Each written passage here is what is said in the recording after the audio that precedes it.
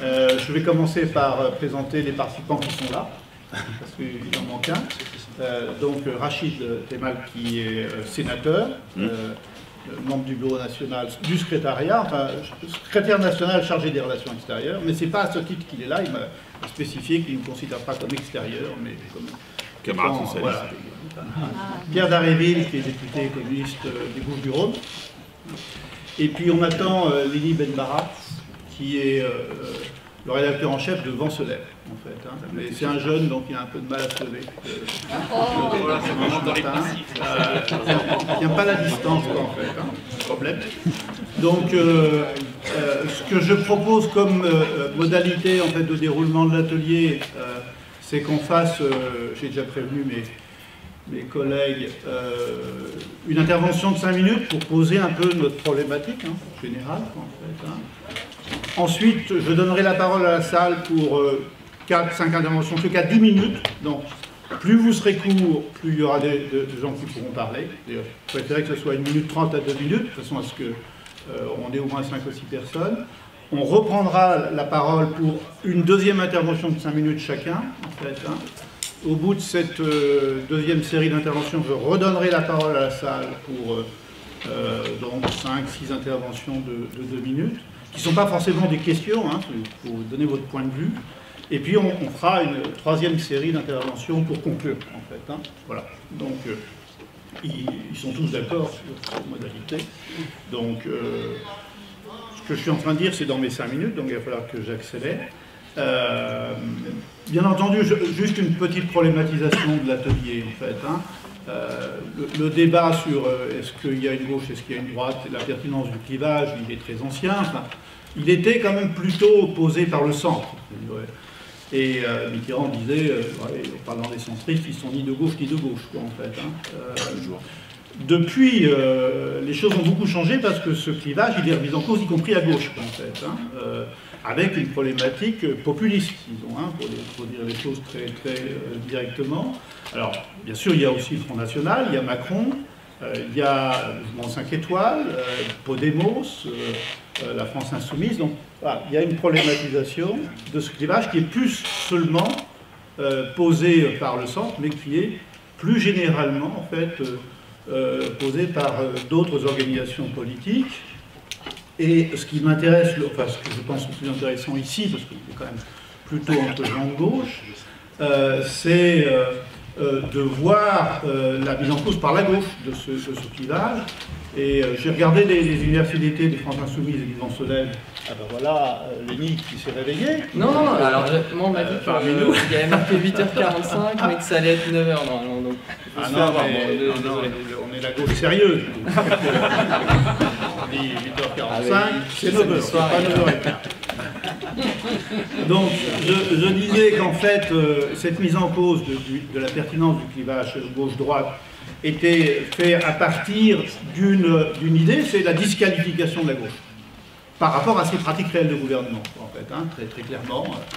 On ne veut plus apparaître comme étant de ces gens-là, on ne veut pas passer son temps à se dire « non, non, nous on est la vraie gauche ». Voilà, donc c'est la position du populisme de gauche, en fait. Hein.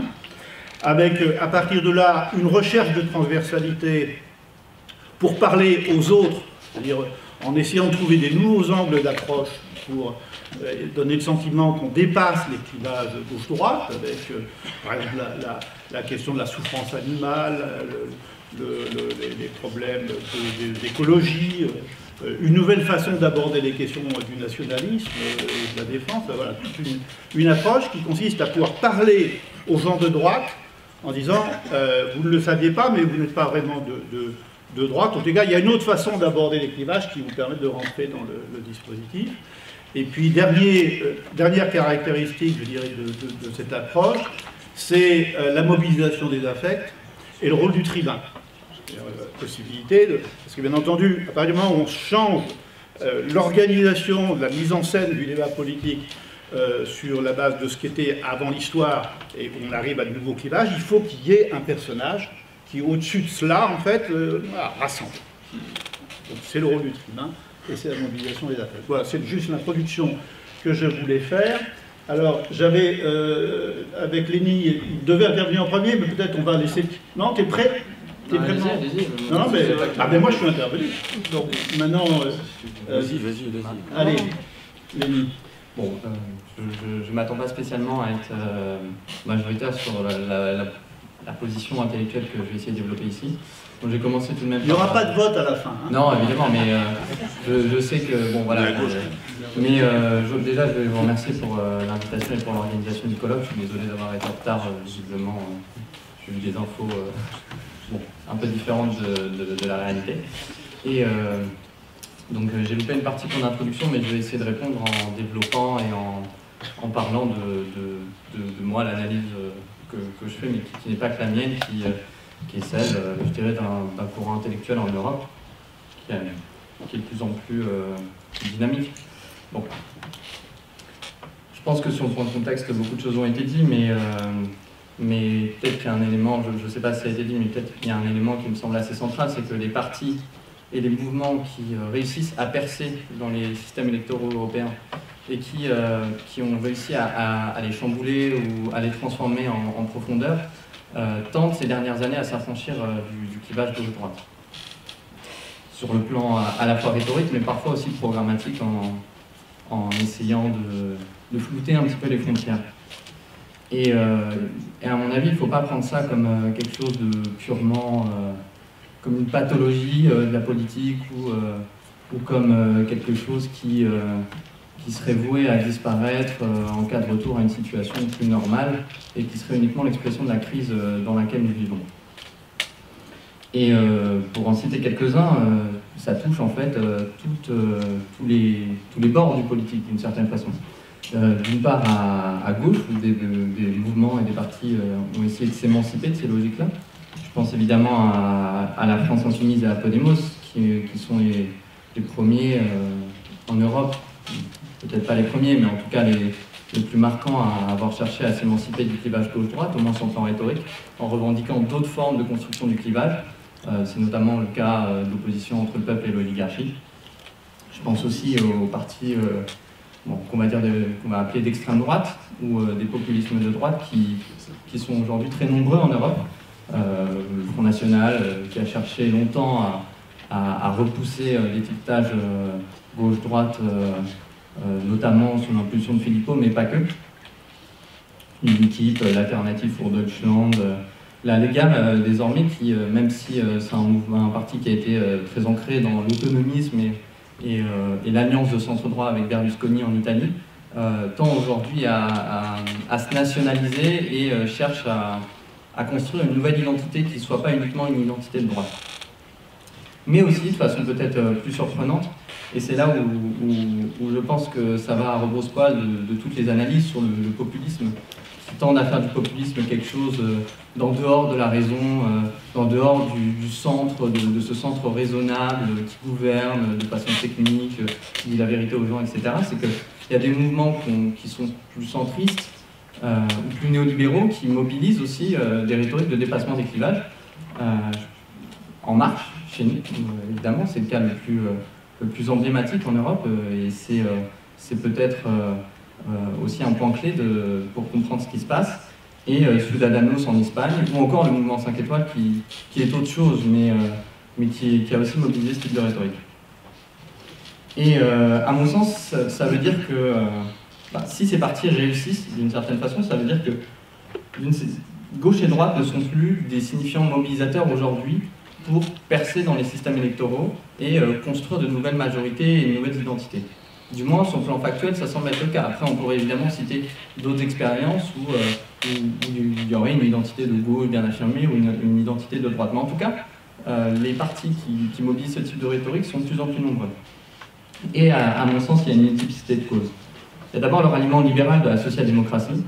Je pense qu'on en a parlé avant moi, mais les politiques d'austérité qui ont été mises en place ont détruit la base sociale de la social-démocratie. Le PS enfin voilà, je pense que dans cette salle, vous avez vécu cette expérience avec plus ou moins de souffrance ou de résignation, mais en tout cas, c'est un des partis qui s'est effondré de façon spectaculaire, tout comme le PASOK, mais aussi le Parti social-démocrate néerlandais, le SPD vit une crise, le PSOE, même s'il se maintient avec Pedro Sanchez aujourd'hui, a quand même bien régressé par rapport à ce qu'il a pu être à une autre époque.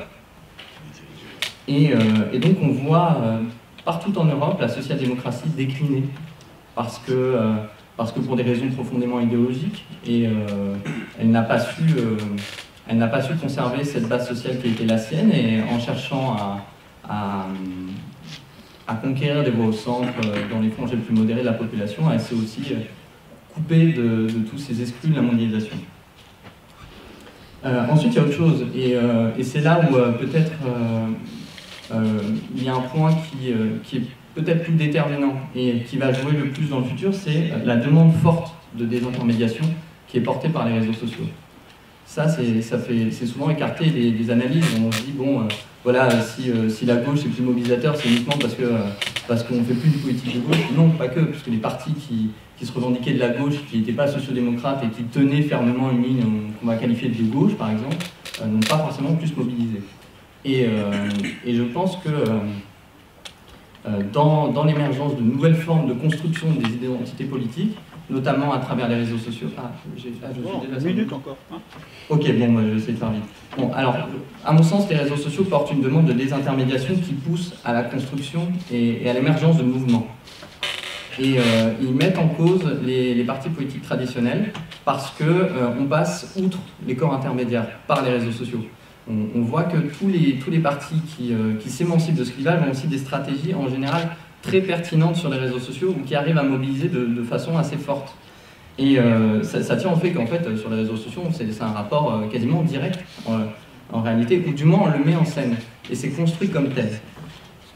Bah, si on prend en France l'exemple voilà, de la chaîne YouTube de Jean-Luc Mélenchon ou de sa revue de la semaine, les gens ont l'impression qu'il leur parle directement. Et ça pousse à remettre en cause les corps intermédiaires et les structurations traditionnelles des partis des organisations.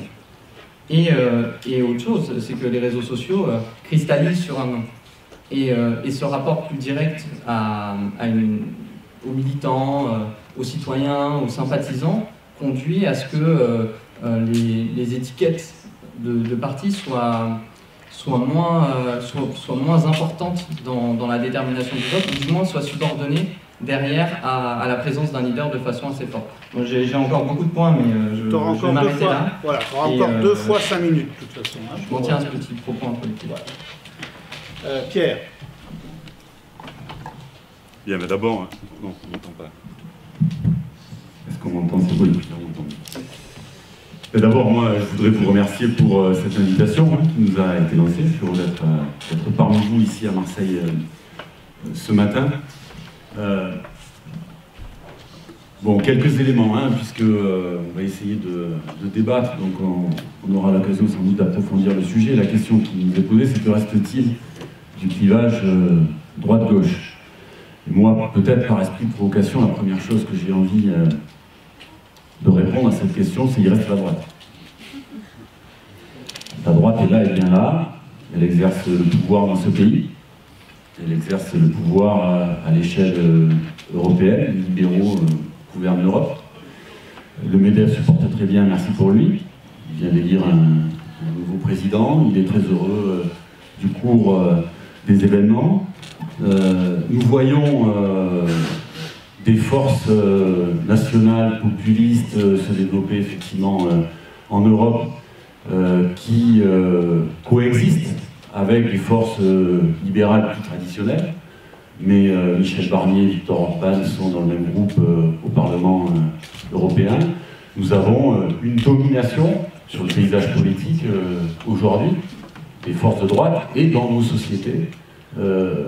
Ces idées qui s'exercent à un certain nombre de postes de responsabilité. Et j'ai envie de dire, paradoxalement, parce que la droite est là, le clivage droite-gauche, aussi brouillé soit-il, continue de perdurer d'une certaine façon dans la société. Et moi je ne crois pas qu'Emmanuel Macron ait aboli la lutte des classes. Je ne crois pas qu'Emmanuel Macron ait aboli tous les clivages qui existaient avant lui, et je pense même qu'il est en train de faire la démonstration que le « en même temps » et de droite et de gauche, c'est une vaste arnaque, que ça ne marche pas parce que ça ne peut pas marcher.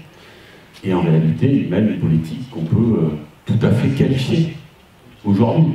Je pense que depuis un an, tous les actes qui ont été commis montrent bien quelle est la nature de ce pouvoir. Après, une autre chose est la démarche qu'il a utilisée, les artifices qu'il a utilisés pour se porter au pouvoir au moment où se déploie quand même une crise politique profonde et qui est, je crois, le signe d'une crise beaucoup plus vaste, d'une crise de sens, d'une crise de civilisation d'une certaine façon, qui est provoquée par la fuite en avant du capitalisme et de tous les dégâts qu'il peut faire dans les vies humaines et dans nos sociétés.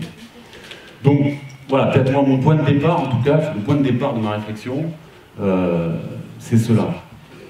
Lorsqu'on regarde ce qui a été fait par celui qui a été affublé du qualificatif de président des riches, président de la finance, y compris par le journal Le Monde, que je salue puisqu'ils sont dans la salle. Je ne me trompe pas.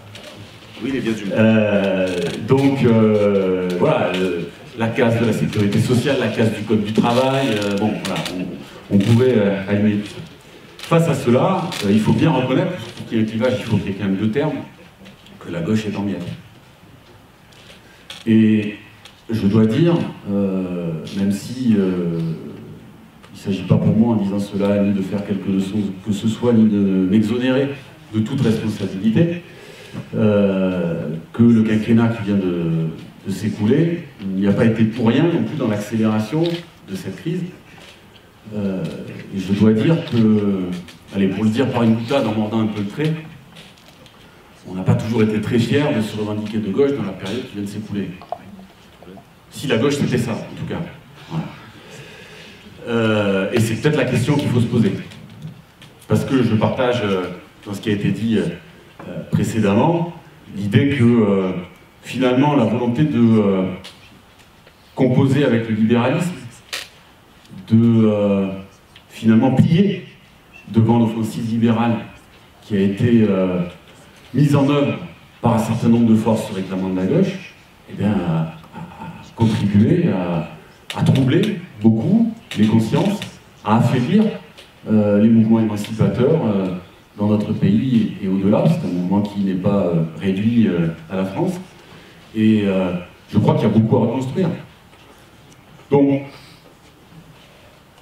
évidemment, lorsque ce clivage se trouble, s'affaiblit, eh bien on cherche à le remplacer par d'autres clivages. Ce qu'a fait Emmanuel Macron il y a quelques semaines de cela, en disant vous avez le choix. Vous avez le choix entre le nationalisme ou le libéralisme, entre moi et Orban, etc. Moi, je l'ai dit très tranquillement, et je pense ne pas être le seul dans ce pays. Ce clivage, je ne peux pas m'y résoudre. C'est hors de question pour moi de s'y résoudre. Et je pense qu'on ne peut pas se satisfaire d'une réponse courte, et qu'il faut tracer des perspectives. Et que tracer ces perspectives, ça suppose effectivement de s'inscrire dans des dynamiques d'émancipation humaine, de transformation de la société aujourd'hui, c'est-à-dire en renouvelant aussi, avec tout ce que nous avons pu apprendre, comprendre du monde dans lequel nous vivons, de la trajectoire de l'humanité, un certain nombre d'enjeux que peut-être la gauche, mais l'ensemble de la société finalement, a mal su appréhender dans la période que nous venons de traverser. Donc j'en termine d'un mot, je veux évidemment évoquer les enjeux liés à l'écologie, à l'environnement. Je veux dire, parce que j'ai parlé de la lutte des classes qui pour moi continue d'exister, qui est la matrice du clivage droite-gauche, je veux parler de l'ensemble des dominations également qui existent dans notre société, et particulièrement celles qui continuent de s'exercer à l'encontre des femmes. Et je crois qu'il y a là aussi un puissant moteur pour produire de la liberté, de l'égalité dans notre société. Et il me semble qu'il y a matière, en tout cas, il y a des tas de mouvements qui se développent partout dans la société, qui aspirent à autre chose, et qui pour l'instant ne trouvent pas à se faire entendre correctement. Et j'estime qu'un certain nombre de forces, dont la mienne, ont une responsabilité particulière pour ne pas faire en sorte que Emmanuel Macron soit la fin de l'histoire. Merci Pierre. La parole est à la Défense. Rachid? Je vais commencer. Bon. D'abord, merci pour l'invitation. Vous êtes levé ce matin, être là. Effectivement, moi je l'ai dit, d'ailleurs je recite les colonnes du Monde, parce que tu l'as fait, où j'ai bien précisé que moi je viens à une réunion de camarades socialistes. Donc ce n'est pas en tant que secrétaire national aux relations extérieures. Je le dis parce qu'il faudrait qu'on fasse tous attention collectivement, nous les socialistes, à écrire une histoire qui ne serait pas formidable. Entre ceux qui disent certains vont partir, d'autres devraient partir, d'autres doivent partir. Je ne crois pas que quand on est un parti dans l'état où nous en sommes, il faut de la soustraction. Et je rappelle, puisque nous sommes dans une... Je crois qu'ici beaucoup partagent en tout cas une partie ou totalité de l'héritage mitterrandien, il faut additionner, et je ne crois pas, le Parti socialiste a toujours été un endroit où les gens avec des divergences, parfois, arrivaient à vivre et à construire ensemble. Et l'histoire de notre parti, et même depuis, si on remonte qu'à 71, je rappelle que ce que sont aujourd'hui les courants, ne sont rien par rapport à ce qui était en 71, où à l'époque, il y avait des locaux séparés, du financement séparé, de la formation séparée, et en fait, les gens vivaient entre eux. Donc faisons attention à ne pas non plus rejouer aujourd'hui une mauvaise pièce. Donc les socialistes débattent, et moi je trouve ça bien, et c'est pour ça que je suis là ce matin, et que je serai même de retour à Marseille, je crois, dans quelques semaines, puisque Luc Arvenas, qui lui aussi a fait un club, m'a invité, et là je parlerai de la loi asile-immigration, donc moi je suis pour qu'effectivement on débatte entre nous, qu'on construise entre nous, parfois qu'on se confronte entre nous, mais en tout cas nous sommes socialistes, en tout cas pour la plupart d'entre nous. Tous ne sont pas, et c'est bien de rassembler au-delà. Donc moi je ne me dis pas comme la défense, parce que je suis de gauche, parce que le Parti socialiste est un parti de gauche. Et c'est ce qui fait aussi notre engagement Parti socialiste, parfois depuis tant d'années. Donc là aussi, faisons attention à ne pas démarrer un débat, par commencer par dire il y aurait de la vraie gauche, la moyenne gauche, la fausse gauche, et pas du tout de gauche. Moi, c'est pas le débat. Là où je partage, c'est qu'effectivement, aujourd'hui, il y a une remise en question, mais la remise en question de ce clivage-là, elle n'est pas liée à l'élection de Emmanuel Macron, même si elle est encore plus importante parce que l'élection, je viendrai dessus, mais ça a toujours été, il y a toujours eu cette remise en question. Et au sein de la gauche et à droite, il y a eu des positions parfois différentes et des clivages historiquement qui dépassaient, pardon, c'est le matin, c'est dur, qui dépassaient ces clivages-là. Donc là aussi, ne rejouons pas une mauvaise pièce. Ce qui nous impacte là et qui change un certain nombre d'éléments, c'est effectivement l'élection d'Emmanuel Macron qui, je rappelle, a utilisé le clivage gauche-droite. À tel point qu'il voit bien que c'était utile. Il l'a utilisé, il ne l'a pas dépassé. Il dit, moi je vais laisser une vieille théorie, c'est le fameux cercle de la raison.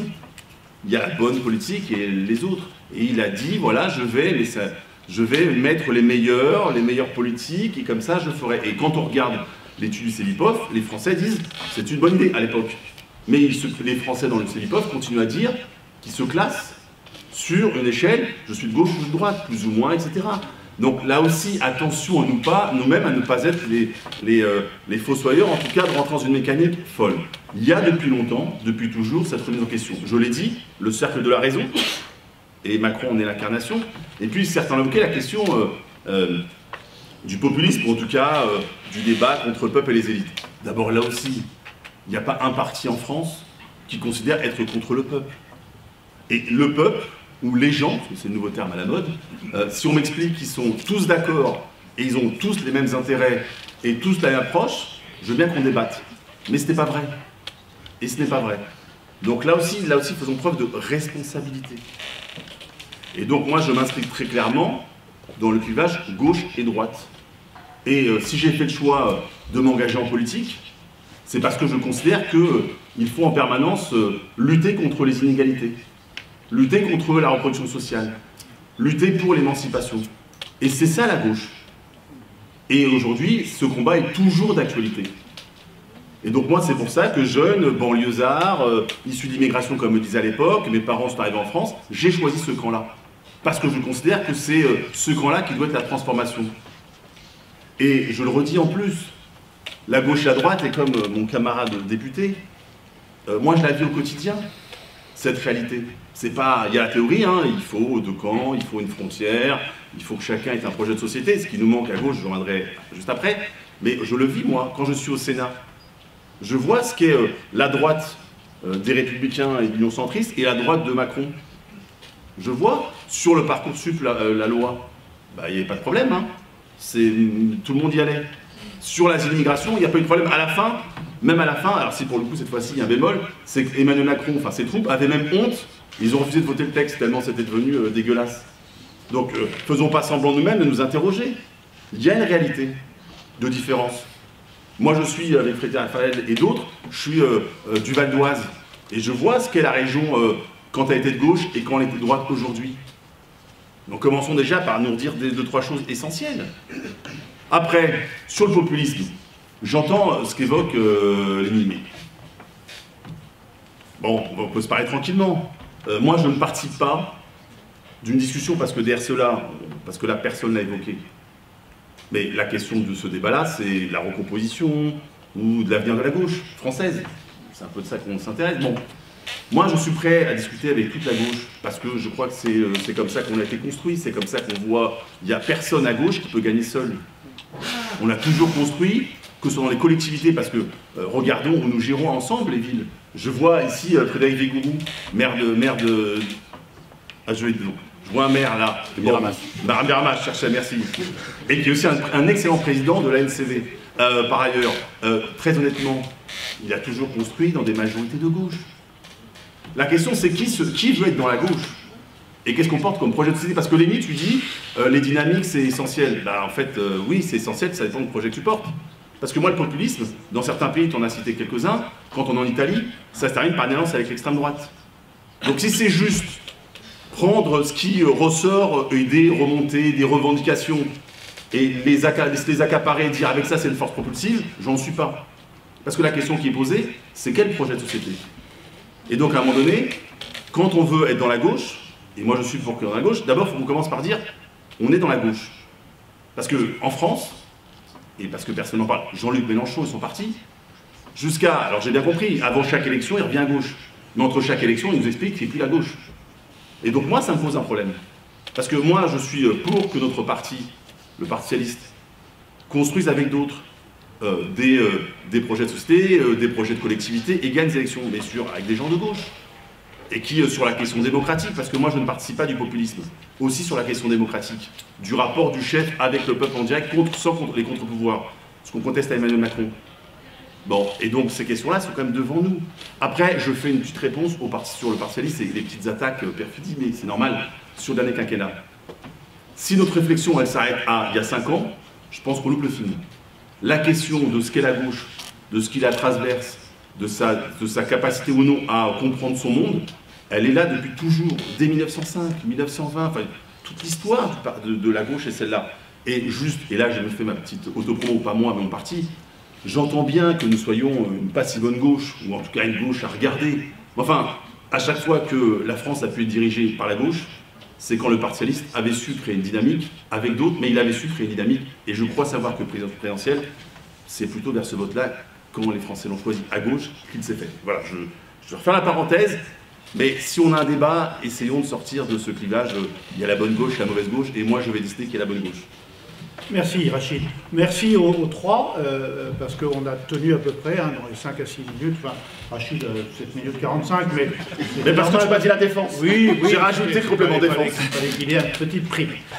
Donc comme je l'ai proposé, je vous donne maintenant la parole. Je vais laisser 10 minutes pour le débat, donc plus vous serez long, moins il y en a qui pourront intervenir. Hein, la règle est très simple. Donc le porteur de micro m'a demandé le privilège de pouvoir s'exprimer pour une fois. Ça fait 2 jours qu'il donne la parole au vent. C'est bien, ça fait 1 jour et demi que je donne la parole à tout le monde, vous devez la prendre une fois. Non, juste je vais faire très vite puisque je ne veux pas couper la parole aux autres. La base sociologique de la social-démocratie en Europe et du socialisme en France, ça fait longtemps qu'elle s'est effondrée.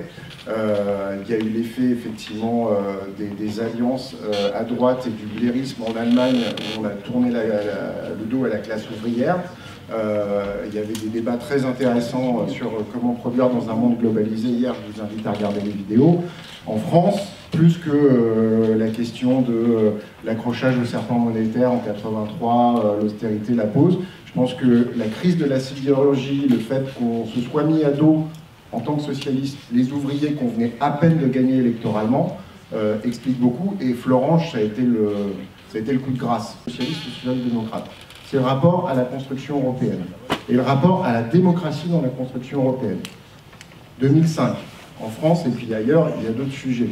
Et c'est là où je veux en venir. Dans moins d'un an, il y a les élections européennes. On sait tous que les élections européennes, ce ne sera pas le grand soir de la construction européenne. Les camarades de la France Insoumise peuvent pouvoir en faire un débat sur la nature de l'Europe, pour ou contre les traités, etc. On sait très bien que ce n'est pas au Parlement européen et l'élection des députés européens qui fera que la construction européenne changera radicalement de voie. Or, à gauche, je suis sûr qu'on peut tous se mettre d'accord sur 5-10 sujets qu'on peut faire avancer au Parlement européen, et ils ne seront pas si compliqués que ça à trouver. Si on y va tous séparés, on se plantera tous. La France Insoumise aura quelques élus, les autres n'en auront aucun, mais la gauche sera laminée. Merci. Tu as montré l'exemple, 2 minutes. Il faut ne pas rester dans une analyse de la seule gauche. Je pense que si on regarde l'ensemble de l'Europe, et notamment de l'Europe occidentale, certes, la social-démocratie est complètement en morceaux, mais la démocratie chrétienne dans les pays où elle a été forte, elle n'existe plus non plus. C'est-à-dire qu'elle n'existe plus non plus, j'exagère, elle existe encore en Allemagne, mais elle existe très affaiblie. Et au fond, je crois que plus que la question de savoir s'il y a encore ou s'il doit y avoir un clivage droite-gauche, c'est plutôt en fait l'effondrement idéologique d'abord, c'est-à-dire dans les têtes, de ce qu'est la droite et de ce qu'est la gauche, c'est-à-dire qu'on voit bien que en Italie, être de droite, c'est quoi? Alors, être d'extrême droite, on voit à peu près, mais être de droite en Italie, c'est quoi? Ça se traduit comment? Être de droite en Allemagne, on commence à voir ce que c'est, parce qu'on voit ce que c'est qu'être d'extrême droite, ce qui est très inquiétant d'ailleurs. Et donc il me semble que quand on dit que reste-t-il du clivage gauche-droite, il y a certes un effondrement de la gauche, mais il y a aussi un effondrement des catégories de la droite. Et le problème auquel on aura à faire face dans l'avenir, c'est les deux, malheureusement, d'une certaine façon. Je pense qu'il faut relativiser un peu historiquement cette affaire de dépassement du clivage droite-gauche, parce que j'ai l'impression que le dépassement du clivage droite-gauche a toujours existé, est consubstantiel finalement à l'existence même du clivage droite-gauche. Les derniers mots de Saint-Just à la Convention, quand il prend la parole à Thermidor, c'est « je ne suis d'aucune faction et je les combattrai toutes ». Bon. Or, il était le chef d'une faction, à l'évidence. Et donc, il y a toujours eu, depuis la Révolution, depuis l'émergence de ce clivage, l'aspiration à le faire exister et l'aspiration à le nier et à le dépasser. Même chose dans l'électorat. Chaque fois que la gauche gagne une élection nationale ou que la droite gagne une élection nationale, quand on regarde les résultats, c'est parce que des gens qui avaient voté à droite avant se sont mis à voter à gauche et des gens qui avaient voté à gauche avant se sont mis à voter à droite. Donc dans l'électorat aussi, depuis la nuit des temps, il y a des gens qui changent de camp. Donc je crois qu'il faut arrêter de considérer en permanence qu'on vit une époque nouvelle parce que ce clivage est mis en question, il a toujours été mis en question et en même temps il a toujours été là. Et moi ma thèse c'est que dans l'électorat, il y a en gros 40 à 50% des gens qui sont très fluides et il y a 40 à 50% des gens qui sont de gauche ou de droite depuis toujours, par tradition familiale, par tradition culturelle, par ancrage sociologique et qui le resteront. Deuxième chose, je t'invite également à te méfier d'une illusion générationnelle. Tout le monde n'est pas sur les réseaux sociaux. Il y a une quantité considérable de Françaises et de Français, peut-être un peu plus âgés que ta propre génération, qui continuent de se déterminer sur d'autres facteurs que le buzz, le mouvement, la dynamique qui se crée sur Twitter et sur Facebook. Et pour eux, la question des partis n'est pas une question ringarde, parce que les partis incarnent des identités culturelles auxquelles ils sont attachés et auxquelles ils se réfèrent. Donc je voudrais qu'on relativise un peu tout ça. Merci. Encore deux. Oui, je pense que le mot populisme est un concept gazeux et flou et qui ne résume pas, en fin de compte, les typologies des acteurs politiques traditionnels et émergents, puisqu'on met avec le populisme des partis aussi différents que la Lega, par exemple, en Italie, un courant d'extrême droite, avec Podemos, qui a une histoire qui n'a rien à voir, bien évidemment, avec l'extrême droite. Et que le mot populisme, aujourd'hui, il est utilisé plutôt par la droite libérale et la social-démocratie avec son agenda libéral pour disqualifier, je dirais, un certain nombre de courants qui émergent aujourd'hui et qui posent la question de la transformation sociale.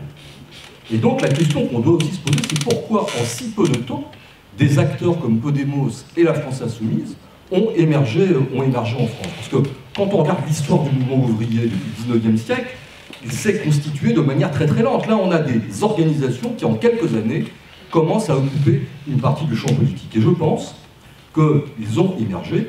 Alors, évidemment, je n'arriverai pas à imaginer tous les paramètres qui ont fait qu'ils ont émergé. D'une part, parce que l'hypothèse communiste s'est fermée, donc un projet de transformation majeure de la société, bien malheureusement, je dirais, a montré plus que ses limites, puisque c'est transformé en un totalitarisme, et que la social-démocratie aussi, globalement, n'a pas tenu ses promesses.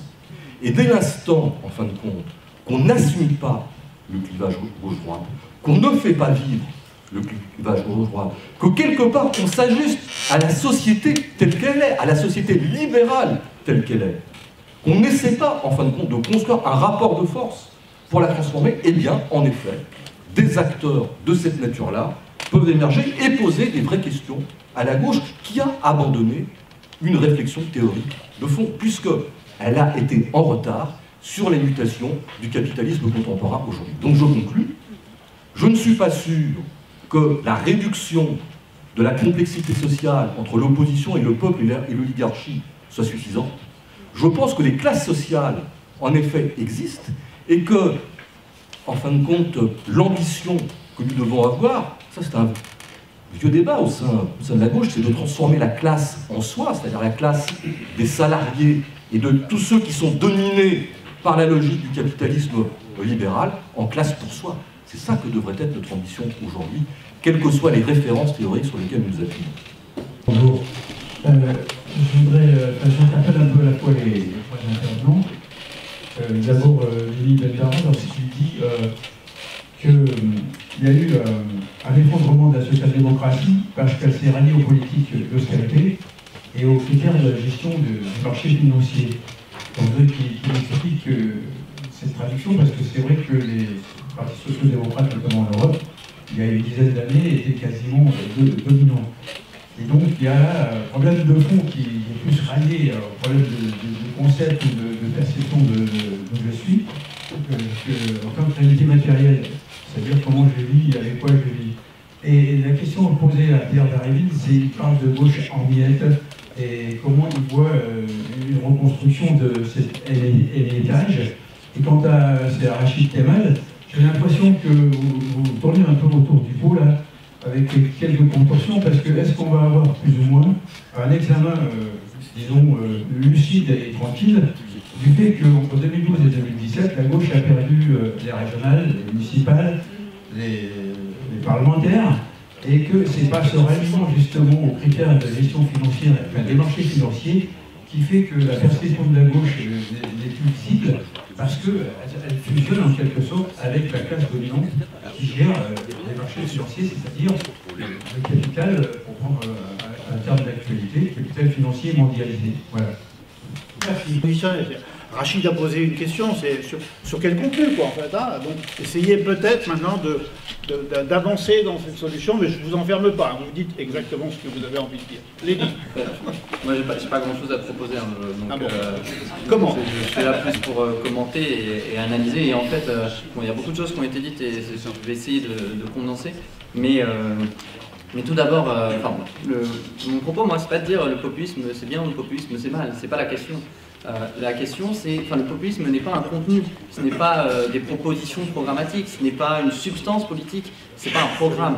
Le populisme, c'est une logique, une certaine façon de construire le politique. Après, là où je suis d'accord, c'est que la tentation de dépasser les clivages est effectivement inhérente au clivage gauche-droite. Et si je peux te tutoyer, je trouve que tu naturalises un peu le clivage gauche-droite qui n'est pas là tout le temps. Enfin, c'est une construction historique, c'est une métaphore.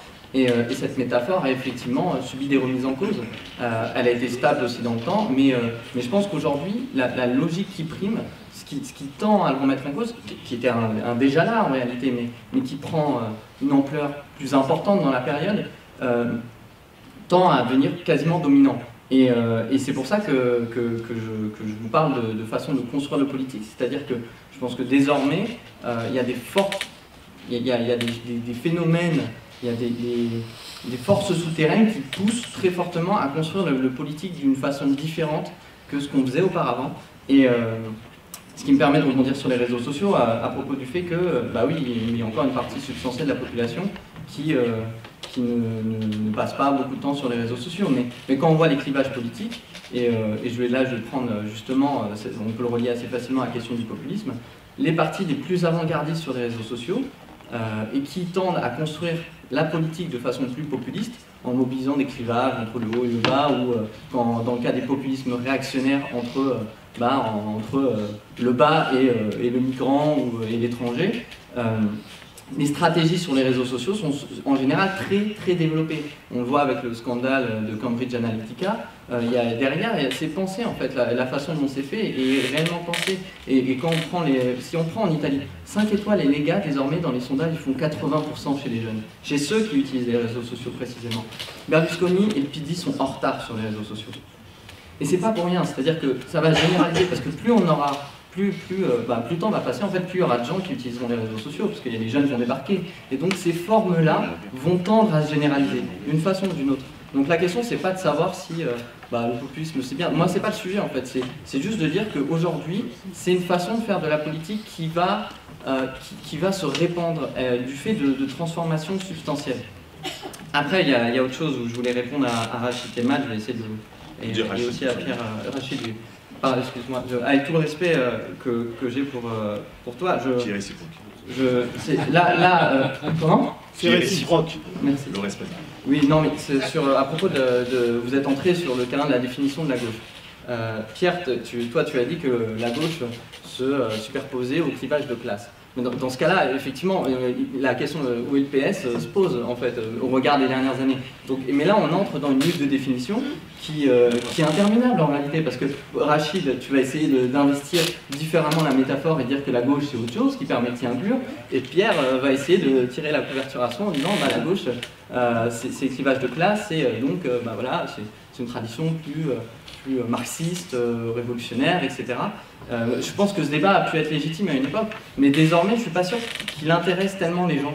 Et bon voilà, je dis ce terme d'être les gens, mais effectivement, c'est des choses, les codes qu'on a pu développer, cette culture interne, nos propres débats sur qui est une social traite de l'autre, qui ne l'est pas. Je suis pas sûr. Enfin, je pense qu'aujourd'hui, c'est quelque chose qui vraiment, c'est un repoussoir en fait. Et je suis pas sûr que ce soit des métaphores ou des luttes, comment dire, soient intéressantes pour aller convaincre les gens. Bon voilà, c'est là où je voulais en venir. J'ai pas pu répondre à tout. Je vais laisser la parole, mais voilà mon propos. Merci. Merci Pierre.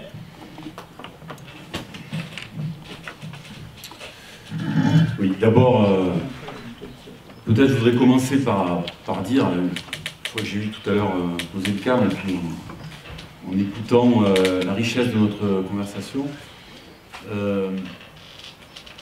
dire que notre société est profondément fracturée. Elle est polyfracturée. Donc des clivages dans cette société-là, il y en a de très nombreux. Et c'est d'ailleurs une des difficultés face au terrorisme, c'est d'unir tous ceux et celles qui auraient intérêt à être unis. En tout cas, moi, la culture qui est la mienne, la raison d'être même originelle du Parti communiste, c'est celle-là. C'est d'unir tous ceux et celles qui ont leur chaîne à perdre, etc. Vous connaissez les formules. Voilà. Donc, affirmer le caractère structurant d'un clivage, ça n'est pas nier qu'il en existe d'autres. Première remarque que je voudrais faire, et de tout temps d'ailleurs, on pourrait discuter du vote ouvrier au cours de l'histoire, on aurait des surprises.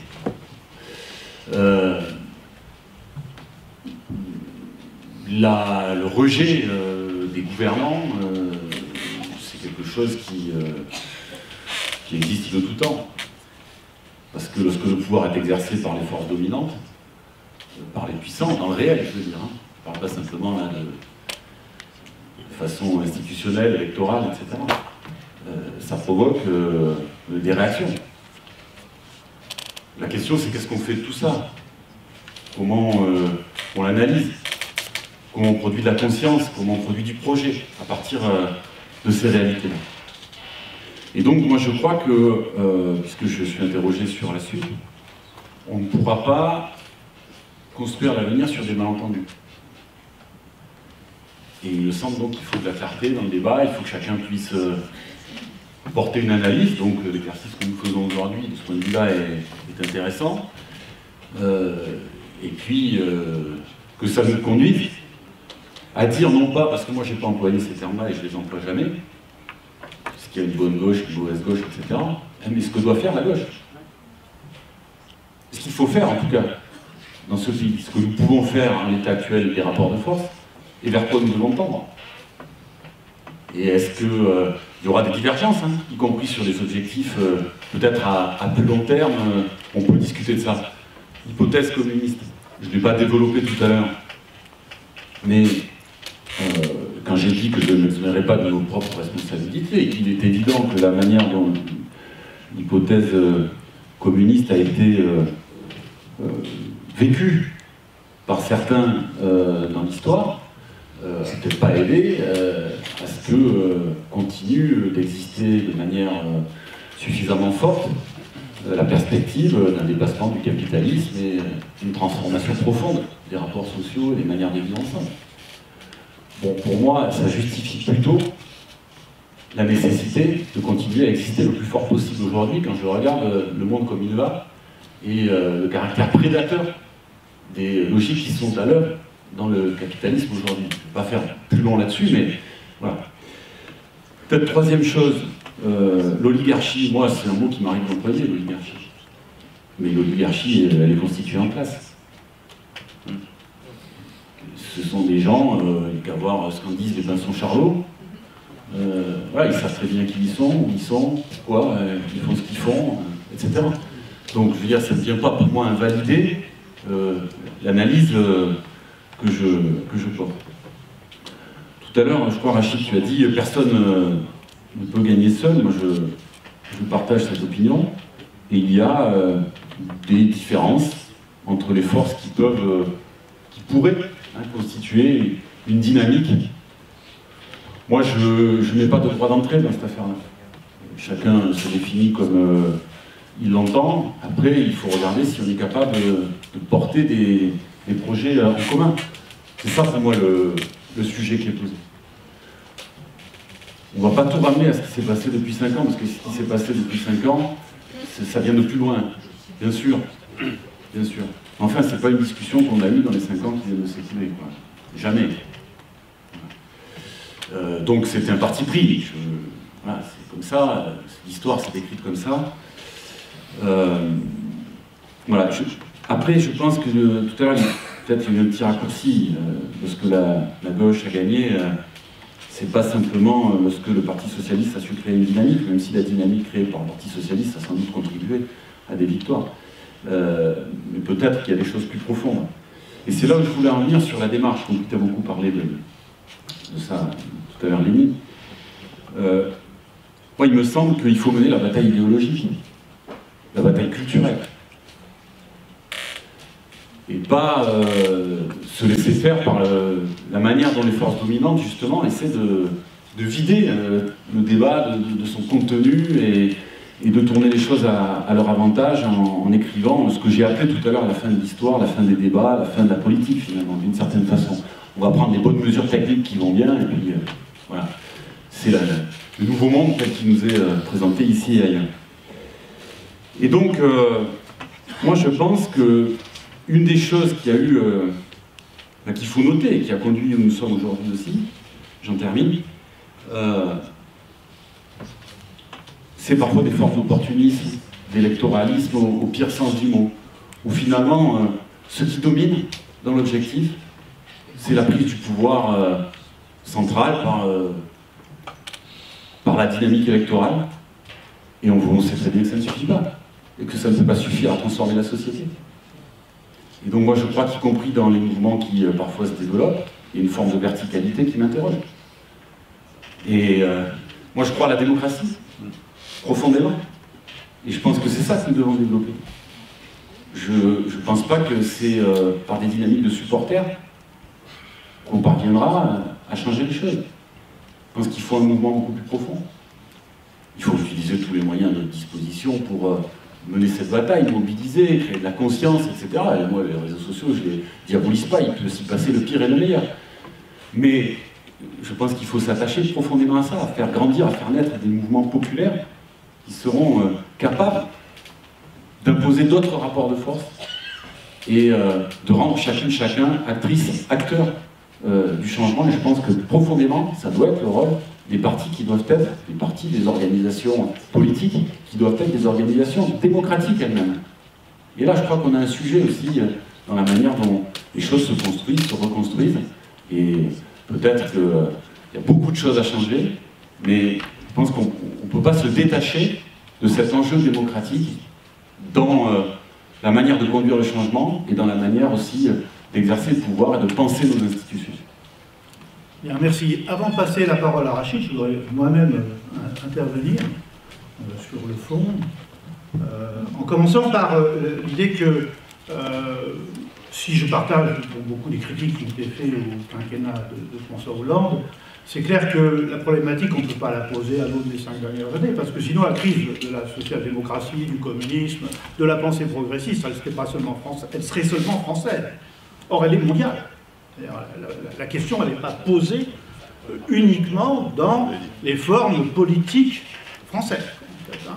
Et ça veut dire que cet échec d'un siècle du mouvement progressiste pose quand même la question de qu'est-ce qui ne va pas dans la théorie. Il y a quand même un problème.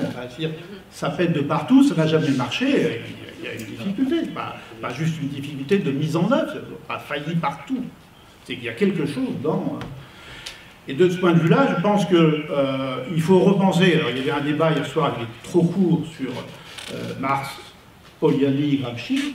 Je pense que Polanyi a fourni des outils intellectuels qui ne sont pas encore suffisamment mobilisés par la gauche pour reconstruire en fait une problématique politique.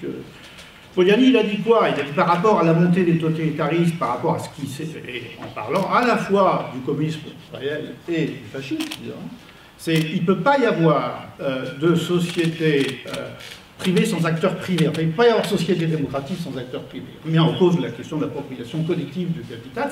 Il pose la question de la capacité de la gauche à penser l'entreprise dans la dynamique de développement des forces productives, d'économie du travail, parce que les capitalistes, c'est ceux qui diminuent globalement la pénibilité du travail. Je dis des choses un peu horribles, mais je pense que c'est la réalité. Et donc il incite à faire la distinction entre 3 thématiques, le contrat de travail, la terre, la planète, je dirais, et la monnaie qui doivent être sorties du marché. Mais pour le reste, il incite la gauche à penser l'entreprise. Mais déjà, ce programme sur le travail, la planète, la monnaie est un programme déjà vaste qui pose la question européenne. D'abord, le travail. Bernard Thibault rappelait vendredi qu'à l'Organisation internationale du travail, depuis un siècle, les salariés s'installent à gauche, les patrons à droite, et les États au milieu. Et dans tout le monde entier. Ça devient à l'idée de personne de s'installer autrement. C'est-à-dire ça veut dire la proximité de la gauche avec le travail, avec la position des salariés, et qu'il y a là un enracinement évident, clair, mais qui nécessite que, par rapport à ce que la gauche au pouvoir a fait par rapport au contrat de travail, à la mise en cause du surplomb par l'État, par le droit, par rapport à la négociation privée, c'est-à-dire soit analysé comme étant ce qui a été ressenti comme une trahison par le monde salarial de la vocation de la gauche à défendre les salariés. Bon. Il y a cette première problématique du travail qu'il faut poser. Il y a la deuxième problématique de la planète. Hulot, quand il démissionne, il dit des choses violentes, mais il n'en tire pas vraiment complètement les conséquences. Il dit c'est le système économique lui-même qui crée les problèmes. Il y avait un atelier sur le capitalisme, la planète malade du capitalisme. Oui. Mais il dit, mais Philippe, Édouard, ils ne savent pas, Emmanuel Macron, c'est sympa aussi, je suis content, j'ai fait mon petit tour. Enfin, il y a quand même un problème, quoi. Enfin, il dit c'est énorme, c'est grave, on n'est pas à la hauteur, mais ouais, on reste copains. Non, mais parce qu'on reste dans le système, quoi, en fait. Hein. Donc, mais la gauche européenne, et les écologistes, quand j'entends Daniel Cohn-Bendit voilà, commenter, il est dans la même logique, dans la même problématique. Donc, pour la gauche, la possibilité de reprendre de ce point de vue-là un combat qui me paraît tout à fait nécessaire. Sur la monnaie, c'est la question de la souveraineté populaire, en fait. Il ne peut pas y avoir de souveraineté si on ne maîtrise pas la monnaie. C'est la question de la Banque Centrale Européenne, de ses statuts. Voilà, c'est la question de la construction européenne. Donc, je ne veux pas être trop long, je suis à 4 minutes 26, donc j'essaye de m'appliquer. Je termine sur la paix, parce que dans l'analyse que Karl Krojnani fait, il dit, si on sort, si on n'extrait pas le travail, la terre et la monnaie de la logique du marché, on finit dans la guerre. Donc, et il pose d'abord cette problématique, et d'ailleurs Bernard Thibault rappelait qu'il y a dans les statuts de l'OIPE l'idée qu'il n'y a pas de paix s'il n'y a pas de justice sociale, qu'il y a une articulation voilà, centenaire, pluricentenaire sur cette problématique. Et de ce point de vue, la question de la sortie de l'OTAN, la question de la remise en cause aujourd'hui par exemple du multilatéralisme et de la façon dont l'Amérique, je dirais aujourd'hui, est dans une évolution qui est pluridécennale, puisque Barack Obama avait au fond la même logique, en fait, je dirais, de la domination américaine et du maintien du système, en fait. Hein. Et donc, la question d'une autre relation avec la Russie, la question de la sortie de l'OTAN, est pour l'Europe une perspective, je crois, qui est vraiment tout à fait importante. Et c'est peut-être sur ces 4 éléments que l'on peut essayer de reconstruire un rassemblement nouveau des forces de gauche sur des bases claires, avec bien sûr la problématique que Pierre a posée. Il ne suffit pas de gagner le pouvoir. Il faut ensuite pouvoir tenir. Et ça veut dire qu'il ne faut pas trop promettre. Il faut souligner la difficulté de ce qu'est aujourd'hui l'exercice de la responsabilité. Rachid.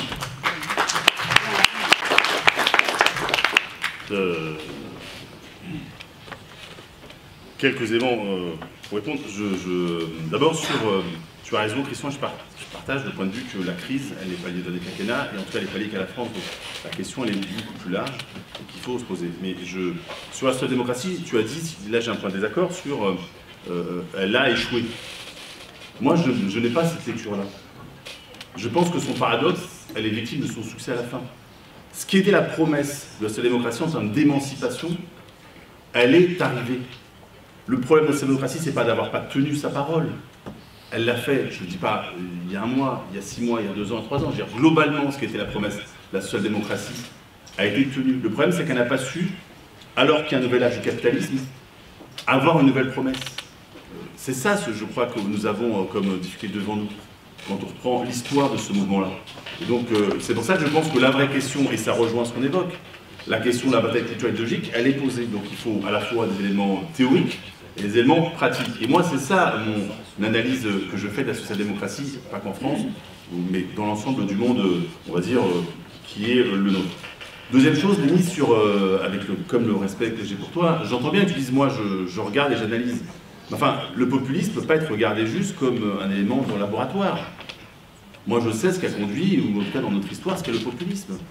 Et on ne peut pas dire on met tout ça sur le même niveau, on s'interroge, la gauche, la droite, le populisme, etc. J'ai vu la vidéo, je crois que ça s'appelle, où il y avait Bompard et je ne sais plus la dame, excuse-moi. Voilà, sur populisme de gauche, pas de gauche, etc. Ben non, enfin, je veux dire, excusez-moi. Non. Enfin, moi, ce débat-là, et c'est pas est-ce que nous sommes un populisme de gauche ou pas, je ne participe pas de ce projet de populisme. Pour les autres, d'ailleurs, notamment sur la question démocratique.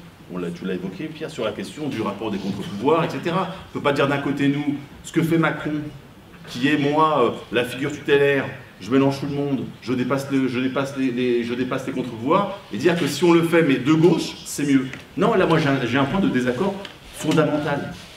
Je ne participe pas de ce projet de société. Donc, ça, c'était sur la question du populisme. Sur la question du camarade, sur le bilan, bien sûr, moi, je suis pour le faire. Et il faudra le faire. Mais Alors après, faisons attention, hein, les Français n'attendent pas notre bilan. Hein. Ils ont, je crois, tranché le débat. Ils attendent plutôt nos propositions. Mais moi, je suis prêt à le faire parce que je crois que notre... Comment? Oui, mais nous, on en a besoin. Mais je n'ai pas terminé ma phrase. Excuse-moi. Je ne suis pas dit que... Donc nous, on en a besoin. Je partage cela. Et moi, franchement, j'ai des points de désaccord fondamentaux avec certaines décisions qui ont été prises. Et je l'ai dit à l'époque. Je n'ai pas de souci. Mais je sais exactement aussi ce qu'a été l'état du pays en 2012 et ce qui a été fait entre les deux et avec des mesures de gauche. Et je peux citer, il y en a plein, du départ à la retraite pour les carrières longues jusqu'à l'éducation, et je peux faire des listes entières. Donc faisons attention nous-mêmes à ne pas être des procureurs. Parce qu'à force d'être que procureurs, les gens, pour reprendre ton expression, Léni, vont dire finalement, même vous dites que vous êtes nul, vous avez été nul, sortez l'histoire. Ce n'est pas la réalité. Nous avons mené un combat de gauche, dans des conditions, on aurait pu faire mieux, je l'ai dit, j'ai des points de désaccord. Mais là-dessus, attention aussi dans cette logique-là. Alors Christian nous dit, mais alors vous proposez quoi à la fin? Non mais tu n'es pas l'impression que tu as eue, tu as le droit, mais c'est ton impression que tu as le droit, c'est pour ça qu'on fera ce débat-là. Et moi, et aujourd'hui, entre nous, si on prend, ne serait-ce que de façon empirique et caricaturale, ce qui était avant, c'est un mec qui s'appelait Nicolas Sarkozy, et ce qui est après un mec qui s'appelle Emmanuel Macron, je pense qu'on n'a pas de difficulté à faire le débat là-dessus, je n'ai aucun problème. Donc c'est qu'est-ce qu'on fait? Alors moi je redis ce qu'est la proposition du premier secrétaire du Parti socialiste Olivier Faure. Moi je suis pour, et je suis parti de ça sur la question des combats communs. Alors il y a cause commune ici, combat commun que le Parti socialiste propose. Mais effectivement, prenons un certain nombre de questions, pas théoriques, ou sur le dernier quinquennat, ou sur même plus largement, ou ce qu'a été le communisme, ou ce qu'a été l'écologie, etc., etc. Mettons-nous face à nos responsabilités, à notre histoire. Et disons, sur ces points-là, ce qui structure l'écologie et d'autres éléments, sur le rapport au travail, sur la distribution, sur l'Europe, mettons-nous autour du travail et concrètement, regardons ce qui est possible ou pas. Ce que nous faisons d'ailleurs par ailleurs dans les collectivités aussi. Donc je pense que ce travail-là, il doit être mené. Et c'est à mon avis comme ça. Après, ça nous renvoie à ce qu'évoquait Frédéric, la question des européennes. Moi, sur les européennes, je dis deux choses simples. C'est que je crois que ma génération, en tout cas ce que nous sommes là, peut pour la première fois voir la disparition du projet européen. En tout cas, le projet européen tel que nous l'imaginons, nous, en tout cas pour les socialistes. Parce que pour la première fois, il peut disparaître, ce projet d'émancipation via l'Europe, etc. Et donc ça peut être juste une zone de libre-échange, et rien d'autre. Et donc je pense que la question des institutions européennes, c'est la question de la sauvegarde de l'Europe. Et il y a deux éléments. C'est aussi quelles sont les... Moi je suis pour qu'on ait 5-10 mesures concrètes, précises, qui démontrent aux Européens, Français et autres, ce que ça veut dire concrètement une Europe de gauche, parce que je rappelle que ce n'est pas le cas. Par exemple, la question de l'ISF européen, par exemple, la question, comme ça, l'histoire de choses, il y a notamment la question de l'IVG, etc. Mais tu peux ne pas être d'accord, mais le respect, c'est qu'on discute. Tu peux ne pas être d'accord, mais moi, c'est la position que je formule. Mais j'en ai formulé une, au moins. Voilà. Oui, mais tu es d'accord, sauf qu'aujourd'hui, c'est pas le cas. Je suis d'accord, mais tu peux pas... Attendez, camarades... on va le faire. Dans ce cas, tu peux pas le faire, tu ne viens pas dans un parti politique. Par essence, un parti politique, c'est un combat pour mener des choses. Si on ne peut pas le faire, on va faire ce matin des bouts, je ne sais quoi. Bon. Non, mais ça, c'est ton point de vue. Moi, je commence pas toi, je dis juste, venons tous, c'est comme chez McDo, venez comme vous êtes. Je propose à chacun, il faut faire un bon provo quand même, venez, chacun vient à la gauche autour d'une même table, en disant quels sont nos combats communs sur, par exemple, la question européenne, ce qu'on peut porter ensemble, sur un certain nombre de questions, sur l'écologie, je l'ai évoqué. Voilà ce qu'on peut imaginer ensemble. Et je termine vraiment sur la question de la gauche, etc. Enfin, cette diversité-là a toujours existé. Elle existera toujours. Nous ne serons jamais, tu l'as raison, nous ne serons jamais les mêmes. Ce qui fait que la gauche a su à un moment donné s'unifier véritablement, c'est parce que c'est le scrutin du présidentiel. Hein. Faut pas qu'on, dans notre histoire, c'est la bascule, elle est là. Donc il y a bien cette volonté et cette capacité à s'unir, mais nous sommes différents. Et c'est pour ça que moi je considère que toutes les forces de gauche qui se déclarent de gauche, dans un espace démocratique, et qui ne sont pas pour la sortie de l'Europe notamment, moi je suis prêt à discuter de tout ça et faisons ensemble comme ça les combats communs, listons les points, construisons ensemble des réponses. Merci Rachid. Alors on doit terminer à 25, c'est-à-dire qu'on a encore un quart d'heure. Donc Léni m'a demandé de réintervenir une minute, il n'avait pas fait ses 5 minutes. Hein. Donc je vais lui donner la parole 1 minute. Ensuite on va prendre 3 à 4 interventions d'1 minute, 1 minute 15. Alors, soyez très bref. pour que la tribune puisse reprendre la parole pour 2 minutes, quoi, en fait. Hein. Donc, laissez quand même un petit peu de temps pour conclure. Donc, Léni, 1 minute. Oui, j'avais juste dit un point qui était assez important et j'espère qu'il enrichira le débat, mais juste Rachid, il n'y avait pas de procureur, enfin le seul procureur c'est les élections et voilà, après je pense que 2017 a dit beaucoup de choses, mais bon, c'était pas le cœur de mon propos. C'était juste sur un point, moi je suis pas d'accord avec l'idée que Macron est de droite. Hein. Je pense que c'est... Évidemment, ça peut être très rassurant ici de dire que Macron est de droite, mais en face, à droite, ils diront Macron est de gauche, ou... Enfin, je veux dire, mais il y a vraiment des gens de droite qui disent ça. Mais quand Macron, pour moi, est l'enfant de la social-démocratie aussi, il faut le voir. Qui sont les élites des cabinets c'est souvent des jeunes issus du Parti Socialiste, mais c'est la réalité. Et l'électorat macronien, c'est 50% des électeurs de Hollande ont voté Macron. Et c'est des gens qui sont en général diplômés, urbains, plutôt aisés. Macron a un projet, à mon sens, qui est bourgeois et technocratique.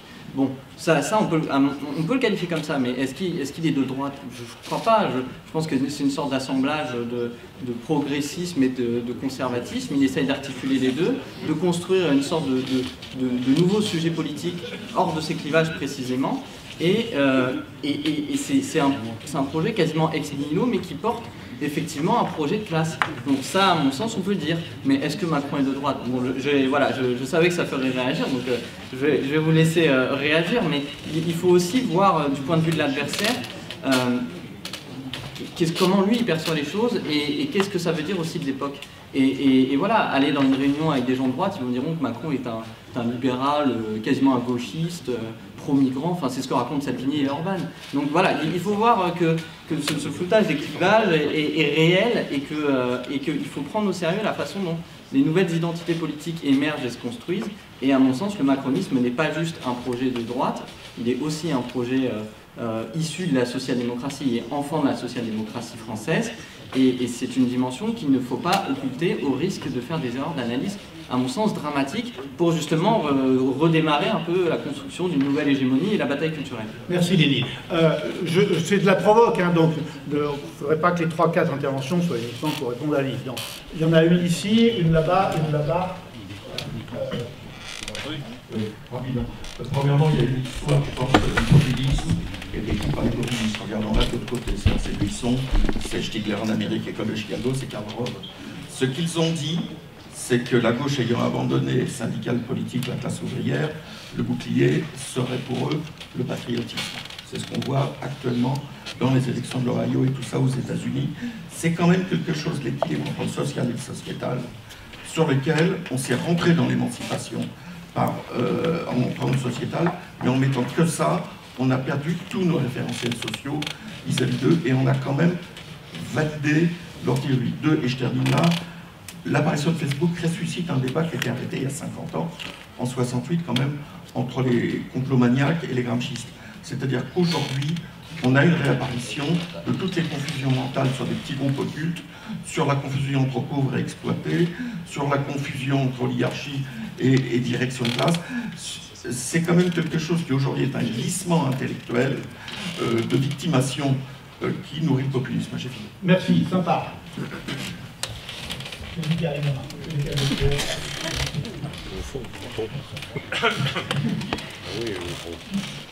Est-ce que le capitalisme ne prend moins du clivage plus que le droit capitaliste et anticapitaliste? Le parti de Pierre Valéry Plus près du micro, parce qu'on n'entend pas bien. Pardon. Que pensez-vous de l'idée que le capitalisme est aujourd'hui le fondement du clivage et du problème? Comment le Parti socialiste se positionne? Là où le parti de M. Valéry est très clair, je pense. Et comment le président de la finance peut assumer aujourd'hui au-delà du clivage gauche-droite, que pensez-vous du clivage capitaliste anticapitaliste sur lequel se porte aujourd'hui notre président? Très bien, merci. Allez, on a le temps, on a encore 3-4 interventions. Je suis choisi. Daniel Boeuf, Fédération des Motion Morel. Je crois qu'on assiste comme jamais à une offensive libérale. Aussi bien sur le plan idéologique, culturel, économique, politique. Moi je pense que le clivage gauche-droite, pour ma part, c'est la capacité de résistance à ce courant. Et aujourd'hui, qu'est-ce qu'on constate? qu'effectivement, en ce qui concerne le Parti socialiste, on s'est fait un peu défoncer par le courant libéral. Autant ça n'a pas posé de problème dans les partis de droite, autant ça a été un ravage dans les partis de gauche.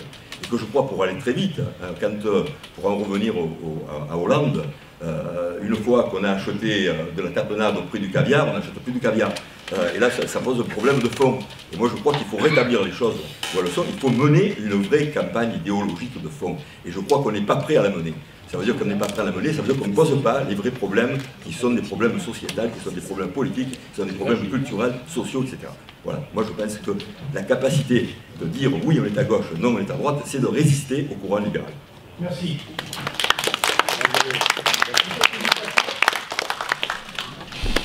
Oui, alors, moi, je vais aller vite. Sur le clivage gauche-droite, moi, je pense qu'il continue à exister. Seulement, il y a une question qui n'a pas été posée, c'est la capacité aujourd'hui des partis politiques traditionnels à le faire vivre.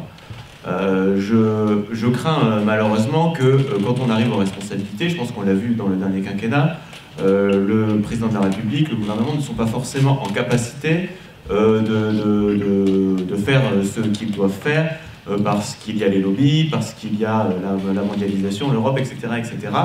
Et que par le même temps, le combat que nous devons mener dans la société, le combat culturel, nous ne le menons plus, et le parti, moi je parle du parti que je connais, c'est-à-dire le Parti socialiste, aujourd'hui ne ressemble en rien à la société.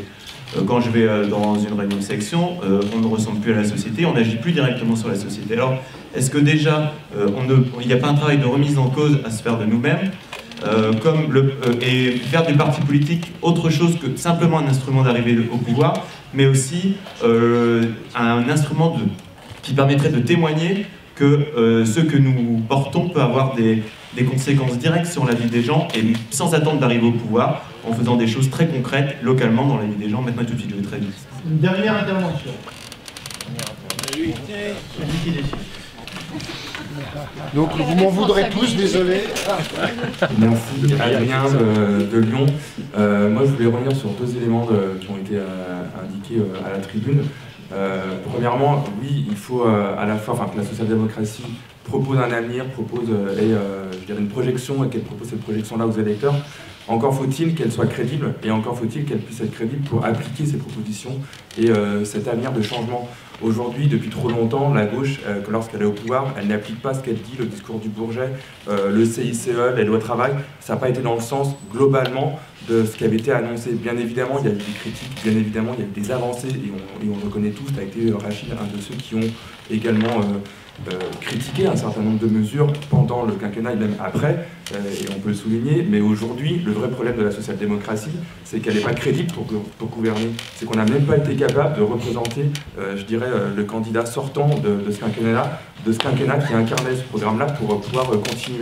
Donc proposer un avenir, oui, mais encore faut-il qu'on puisse être crédible et donc dire aux électeurs qu'on a compris la claque qu'on a prise et que pour cela, il faut aussi analyser un bilan. Et le bilan, je pense qu'il faut qu'on fasse et pour nous militants, mais aussi pour les Français, parce que c'est pas que en interne des partis politiques, il faut qu'on montre que la claque qu'on a prise, on l'a comprise et qu'on n'est pas juste passé à autre chose et après.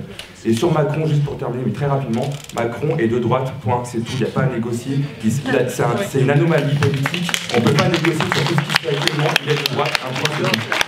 Bien, on a 8 minutes, on est 4, donc ça devrait faire 2 minutes chacun, mais je vais donner une petite prime à Rachid quand même, de ce que tu viens de dire encore, oui, je suis un ancien socialiste, j'ai gardé encore un peu, voilà. C'est incroyable ça. Allez Rachid. Bon, merci à l'ancien du MLC, du DC, tout ça. Juste, d'abord Lénie, ce que tu dis sur les résultats, le premier tour, etc. Oui, c'est vrai. Si Macron vient de la gauche, il est aujourd'hui arrivé à droite. Donc là, moi, je te le redis, pour le vivre au quotidien, dans l'hémicycle, c'est la droite. On peut tourner en tous les sens. Quand tu as comme projet de société faire financer la politique des riches par les plus pauvres, c'est une politique de droite. Ou alors là, oui, effectivement, il n'y a plus de clivage, je ne sais plus comment ça marche. Mais aujourd'hui, quand tu regardes ce qu'il fait au plus pauvre, si je prends les appels, la jeunesse, les retraités, etc., pour financer les 10 milliards par an qu'il met sur l'ISF, etc., l'expression, c'est une politique de droite. C'est classiquement de droite, et j'allais dire même banalement de droite.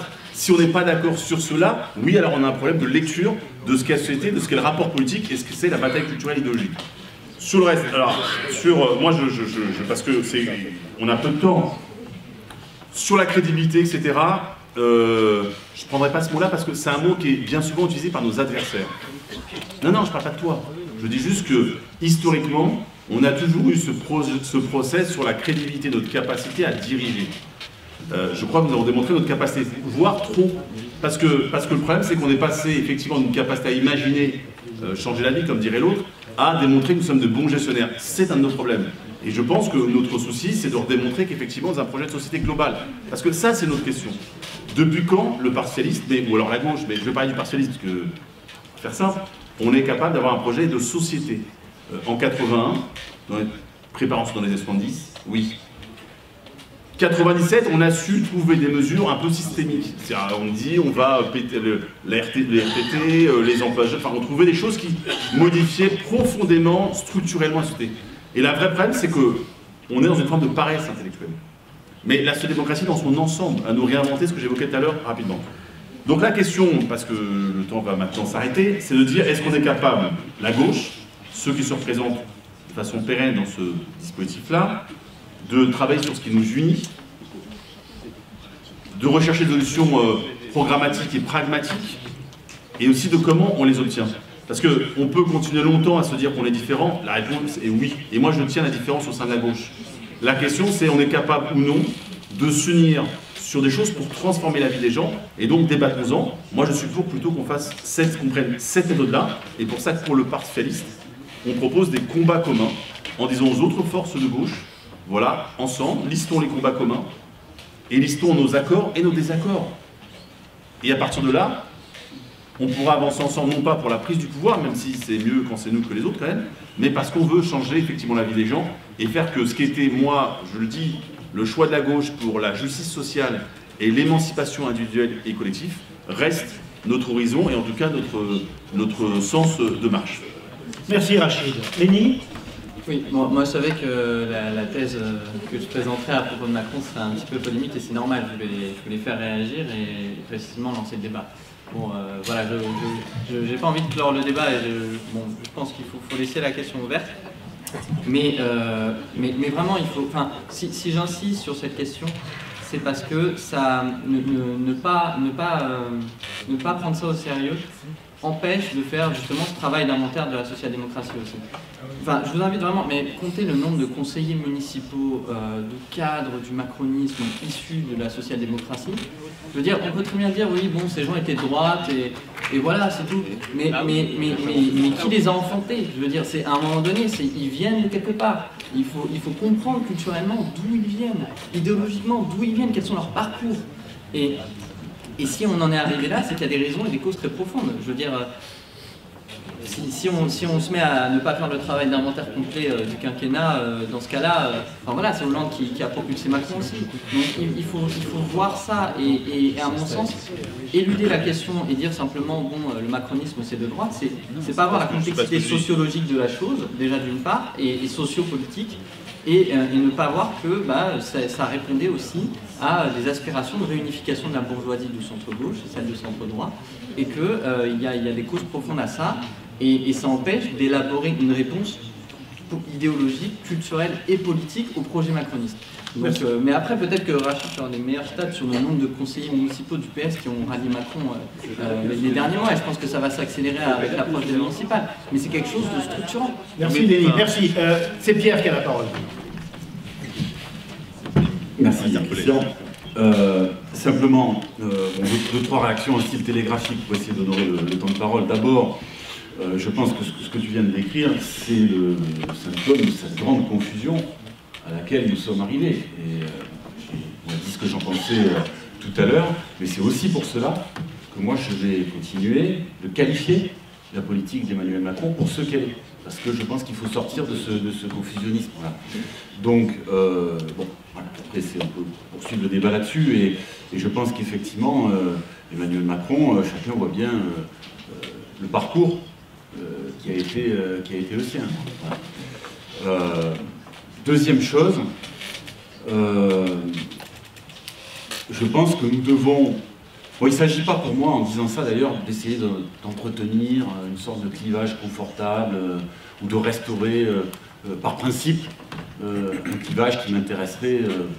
Le problème n'est pas celui-là. Moi, quand je me lève le matin, j'essaie de regarder de quelle façon, d'abord je me place du bon côté, et j'essaie de regarder de quelle façon je peux être utile à faire grandir des mouvements émancipateurs dans la société. Toute mon action est guidée par cela. Donc construire des mouvements émancipateurs, pour moi, c'est plusieurs choses. D'abord, c'est penser le pouvoir. Ça, c'est une question de classe pour moi. Qui dirige, qui décide. Bon, tu as soulevé une question sur la place des entreprises. On pourra en débattre. Là, si j'ouvre le débat maintenant, ça sera compliqué. Mais je pense que la question du pouvoir aujourd'hui est essentielle. La question du travail, là aussi, le travail est très abîmé dans notre société. Il n'est effectivement pas reconnu. Bon, on pourrait discuter d'un certain nombre de choses autour de cette question-là. La question de la planète. Je ne mets pas de hiérarchie entre les choses, mais de la manière dont nous sommes en train effectivement d'épuiser la planète et de détériorer profondément nos conditions d'existence, c'est une question fondamentale. Penser la mondialité également, c'est une question que tu as évoquée, et notre rapport au monde, la question de la paix y étant forte, et puis je crois réenclencher des dynamiques de bien commun face au mouvement d'accaparement du monde par quelques-uns qui est massif. Voilà, et donc autour de cette question de dynamique de bien commun, moi je pense que la gauche aurait à reconstruire des perspectives fortes. Voilà peut-être les quelques éléments que je voulais donner. D'une phrase pour conclure, moi je pense effectivement, parce que j'ai été interrogé là-dessus, qu'il y a urgence à imposer un autre rapport de force. Parce que c'est ça qui fait aussi la force de ceux qui dirigent aujourd'hui. C'est l'inexistence en face, en réalité, d'une force, et deux forces au pluriel, suffisantes. Et donc, c'est ce que nous avons cherché à faire depuis des années, avec des succès mitigés, pour le dire comme ça, dans les différentes tentatives que nous avons faites depuis les collectifs antilibéraux qui ont commencé en 2005, avec le Front de gauche, etc. Bon, on pourrait discuter de ça assez longuement, mais je pense que effectivement, il faut imposer un autre rapport de force, et c'est pour cela que Pierre Laurent a proposé la constitution d'un forum national politique pour débattre d'un certain nombre d'enjeux et mener un certain nombre de combats communs. Merci aux intervenants, merci à la salle. Nos causes communes, qui étaient créées par le courant Espoir et Union et Espoir, et puis par le mouvement républicain citoyen, avaient souhaité faire de ces universités un lieu de dialogue entre l'ensemble des composants de la gauche. Je pense que l'atelier de ce matin, après toute une série de débats extrêmement intéressants hier et vendredi, ont contribué à l'ouverture et à l'amorce d'un débat qui va aussi se créer, je l'espère, ailleurs. Il va se poursuivre avec la table ronde qui va suivre. Je voudrais vraiment remercier tous les intervenants et la salle pour la concision de leurs interventions, la brièveté. En même temps, voilà, il y avait du contenu. Je pense que nous pouvons être contents de cette équipe.